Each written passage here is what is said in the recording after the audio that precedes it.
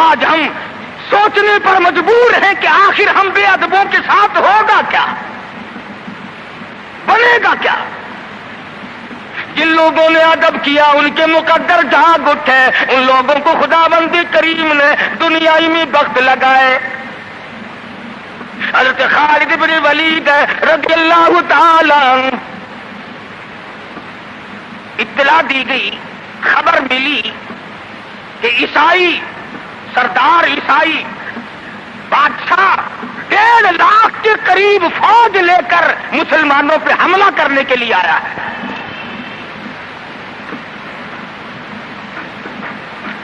حضرت خالد بن ولید رضی اللہ تعالی عنہ کو 50-60 آدمی دیے، جاؤ بادشاہ کی فوج کا اندازہ لگا کے آؤ، تخمینہ لگا کے آؤ، اسلحہ دیکھ کے آؤ، ان کی تعداد کا اندازہ لگاؤ وہ کتنے ہیں۔ حضرت خالد بن ولید رضی اللہ تعالی عنہ چند صحابہ کرام کو ساتھ لے کر کے پہنچے۔ عیسائی بادشاہ کو پتہ چلا، اس نے حضرت خالد بن ولید رضی اللہ تعالی عنہ کو بلایا اور کہنے لگا کہ دیکھو جنگ اچھی چیز نہیں ہے، ہم سے صلح کر لو، ہم سے صلح کر لو۔ حضرت خالد فرمانے لگے صلح میں دیر کیا ہے، قول لا الہ الا اللہ محمد الرسول اللہ صلی اللہ علیہ وسلم، کلمہ پڑھ، مسلمان بن جا، میرا بھائی بن جا، جنت کا حقدار بن جا، میرے نبی کا غلام بن جا، اللہ کی توحید کا ماننے والا بن جا، ابھی تمام باتوں میں صلح ہو جائے گی۔ وہ کہنے لگا بڑا جلدی کلمہ پڑھا ہے، جیسے میں اکیلا بیٹھا ہوں، تو نے میری فوج دیکھی ہے؟ 1.5-2 لاکھ فوج لے کے آیا ہوں، کھا جائے گی میری فوج تمہیں۔ کلمے پڑھا رہا ہے۔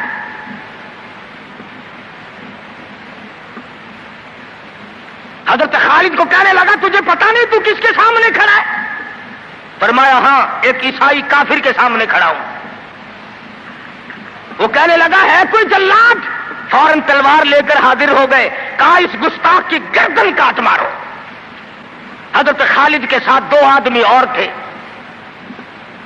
انہوں نے یہ نہیں کہا ہے جی اجی ہم تو یوں ہی بات کر رہے تھے جی، اجی آپ برہم ہو گئے، اجی حضور آپ ناراض ہو گئے۔ حضرت خالد نے یہ نہیں فرمایا کہ باہر والوں کو اطلاع کر دو، وہ 50-60 آدمی تو ہمارے ساتھ مل جائے۔ 2 ساتھیوں کو فرمایا اب ایک دوسرے کی طرف مت دیکھنا، تلوار نکال لو، انشاءاللہ حوض کوثر پہ ملاقات ہوگی۔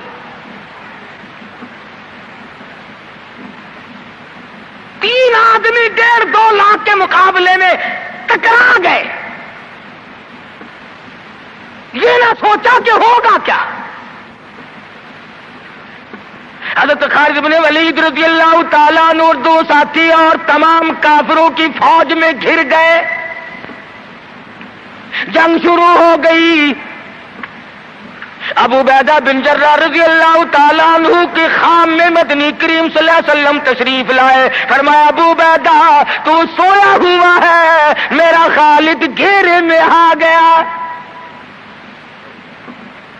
گھبرا کے اٹھے، شور مچایا، لوگوں جلدی کرو پہنچو، خالد گھیرے میں ہے۔ حضرت خالد کی بیوی ام تمیم سنتی ہے، کہنے لگی نہیں مجھے یقین نہیں آتا، میرا خالد گھیرے میں آنے والا نہیں، آ ہی نہیں سکتا۔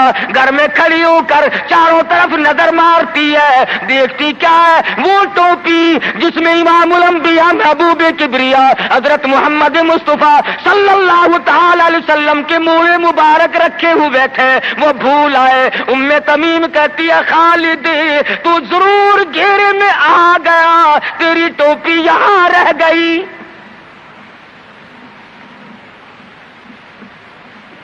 ام تمیم نے ٹوپی لے کر کے شور نہیں مچایا، کپڑے نہیں پھاڑے، چہرہ نہیں نوچا، ابو عبیدہ کے پاس نہیں آئی، بغل میں ٹوپی دبائی، برقع اوڑھا، گھوڑے پہ سوار ہوئی، تلوار لے کر گھوڑے کو سر پٹ چھوڑ دیا۔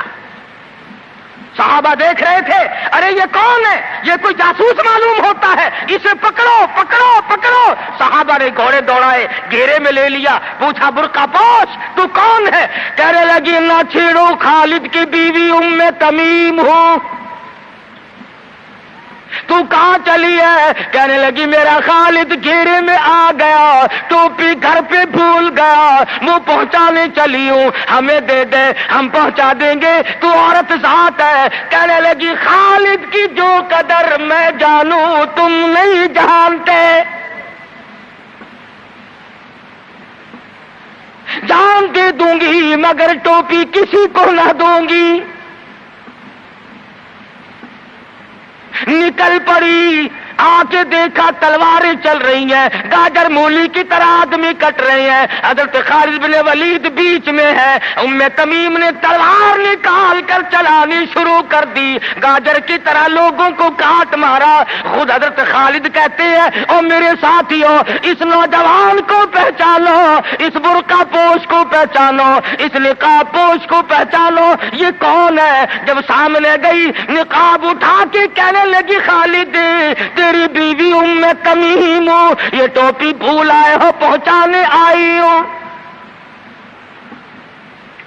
اور کراچی کے مسلمانوں، تم نے کبھی سوچا نہیں خالد کے سر پہ نبی کی ٹوپی نہیں، جس میں نبی کے بال رکھے ہوئے تھے، وہ گھیرے میں آ گئے۔ آج تیرے پاس قرآن نہیں، تو گھیرے میں ہے۔ وہ ٹوپی گھر پہ بھول آیا تھا، تو قرآن کو مسجد میں قید کر کے آیا، آج تو کفر کے لرزے میں پھنسا ہوا ہے، تو گھیرے میں ہے، تجھے کوئی نہیں نکال سکتا اللہ کے قرآن کے سوا۔ تم کتنی عسکری طاقت بڑھاؤ، تم تعداد بڑھا لو، تم چھوٹے بڑے زور لگاؤ، کتنی تم کوشش کرو، خدا کی قسم جب تک تم اللہ کا قرآن لے کر کے نہیں بیٹھتے اس وقت تک تمہارا گھیرا نہیں ٹوٹ سکتا۔ تم نے اللہ کے قرآن کو مسجد میں قید کر دیا،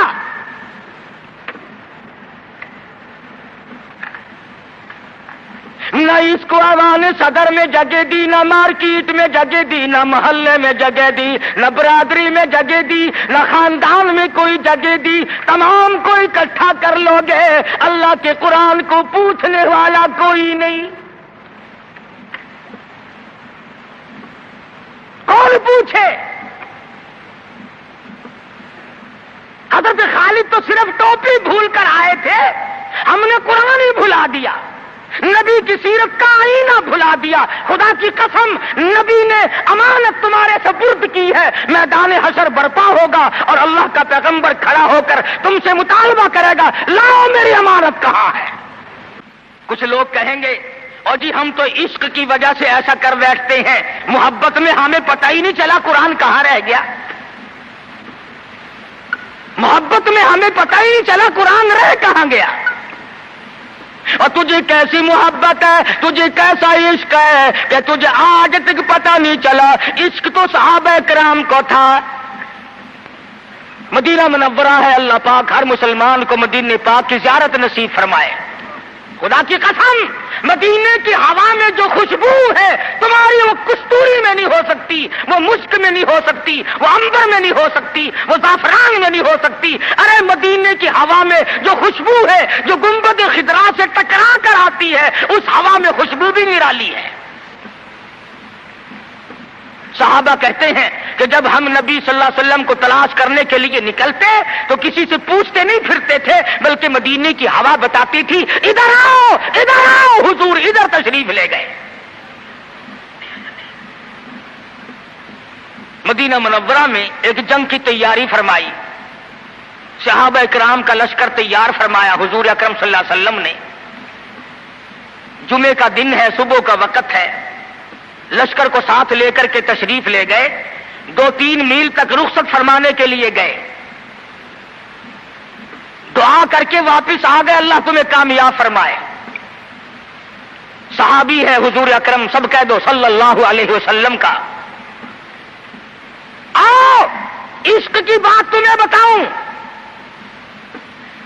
حضور اکرم صلی اللہ علیہ وسلم نے روانگی کے وقت فرما دیا توجہ کرنا، لشکر کو رخصت کرتے وقت فرما دیا، اور میرے دیوانوں اور پروانوں اور میرے جانثاروں بات سنو، پہلے جھنڈا جعفر طیار رضی اللہ تعالیٰ عنہ کے ہاتھ میں دینا، پھر جھنڈا عبداللہ بن روا کے ہاتھ میں دینا، پھر جھنڈا اسامہ بن زید کے ہاتھ میں دینا۔ حضور کے کلام کی مراد کو اگر صحابہ نہیں جانتے تو کون جانتا ہے؟ سمجھ گئے صحابہ کہ جعفر طیار شہید ہوں گے، یہ جو حضور نے فرمایا پھر اس کو دینا، پھر اس کو دینا۔ حضور صلی اللہ علیہ وسلم کے کلام کی، فرمان کی، ارشاد کی مراد اور منشا غرض و غائب صحابہ سمجھ گئے کہ جعفر طیار شہید ہوں گے، اور پھر عبداللہ بن روا بھی شہید ہوں گے، اور اسامہ بن زید بچ کے آئیں گے۔ صحابہ کا تجربہ تھا حضور کے کلام کو سمجھنے کے لیے۔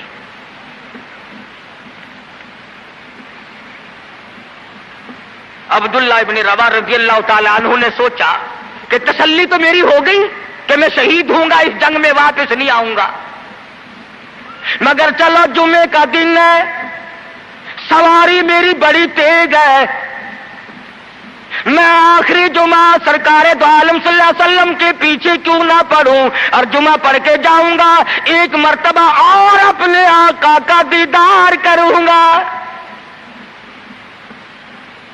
واپس مدینے میں آئے، گھر نہ گئے، بیوی بچوں میں نہ گئے، باغ و بہار میں نہ گئے، فصل باڑی میں نہیں گئے، لوگوں میں نہیں گئے، سیدھے مسجد نبوی میں تشریف لائے۔ جمعے کی نماز کے بعد مدنی کریم صلی اللہ علیہ وسلم سے سلام کیا۔ حضور نے فرمایا عبداللہ میں نے تو تجھے صبح رخصت کیا تھا لشکر کے ساتھ، تجھے صبح روانہ کر دیا تھا، تو چلا گیا تھا فوج کے ساتھ۔ عرض کیا یا رسول اللہ میرے ماں باپ قربان ہو جائیں، آپ کے فرمان سے میں نے یہ اندازہ لگایا کہ میں شہید ہو جاؤں گا، میرا یہ آخری جنگ ہے، یہ آخری جہاد ہے۔ میرے دل میں ایک بات آئی، آج جمعے کا دن ہے، اپنے آقا کے پیچھے جمعہ بھی پڑھوں، آخری جمعہ پڑھوں اور آخری دیدار کر کے جاؤں۔ اب تھوڑے سے مجھے آپ بول کے بتائیں عبداللہ ابن رواح کا یہ عشق ہے کہ نہیں؟